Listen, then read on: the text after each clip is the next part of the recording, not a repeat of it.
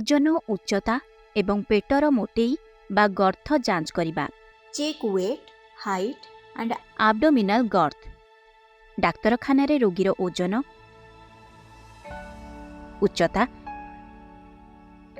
एवं पेटर मोटेईर नियमित जांच बा रूटीन चेकअप रो एक अंश भावरे जांच करा जाए। ओजन अनुजाई केतेक औषधर मात्रा भिन्न होइथाए। सेही समय रे जणे उच्चता अनुजाई ओजन उपयुक्त कि नुहे एवं बयस अनुजाई तांकर वृद्धि उपयुक्त कि ना ताहा जणे बुझी पारिबो। ओजन चेक करिबा पाई गोटिए ओजन यंत्र आवश्यक थाए। प्रत्येक डाक्तरखाना रे अलगा अलगा प्रकारर ओजन यंत्र थाए। आमे साधारणतः दुई प्रकारर देखु, इलेक्ट्रोनिक और मेकानिकल। ओजन चेक करिबा बेले बसी करी करिबा और ठिया होई करिबा पाई अलगा प्रकारर स्केल थाए। 0 ରୁ 2 वर्ष पिलांकर ओजन मापिबा पाई पेडियाट्रिक बा शिशु ओजन यंत्र व्यवहार करा जाए। ओजन वेट रोगींकर ओजन चेक कला बेले सेमाने हाथरे धरिथिबा मोबाइल, तांकर घंटा, चाबी सबु किछि अलगा रखी देबाको कुह। तांकु तांकर चपल भी काढ़ी देबाको कुह। जदि एहा गोटिए मेकानिकल ओजन यंत्र तेबे सूचक को 0 बा 0 सह मिलाइबाकु दियो। जदि नाही तेबे एडजस्ट कर।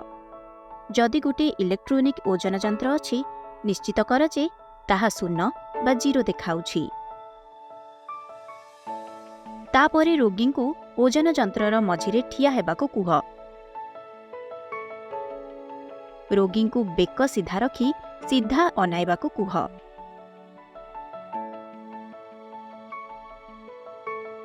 रोगी सामनारे ठिया होई एवं स्केल ऊपर को देखी रीडिंग नियो। ठारे सूचक 59 अर्थात 59 रे अछि। तुरंत एही रीडिंग को टिपी रख। 59 रीडिंग अर्थात रोगींकर ओजन 59 किलो। गोटिए शिशुर ओजन चेक करिबा। गोटिए पीडियाट्रिक ओजन यंत्र द्वारा शिशुर ओजन नेला बेले प्रथमे ओजन यंत्रर ट्रे बा ओजन प्यान को भल भाबरे पोछि करी सफा कर। एहा उपरे गोटिए पतला जीवाणु नथिबा सफा कपड़ा रख। ओजन यंत्र को गोटिए समतल जगार रख। स्केल प्यान रो केन्द्र रे शिशुटी को रख।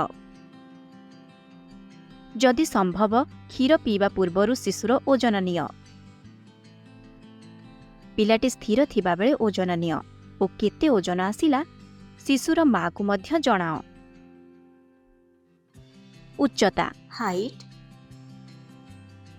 गोटिए स्टाचुरीमीटर बा स्टाडियोमीटर जणे व्यक्तिंकर उच्चता मापिबा पाई व्यवहार करा जाए। यह भूई ठारू एक निर्दिष्ट उच्चतार फिट करा जाए।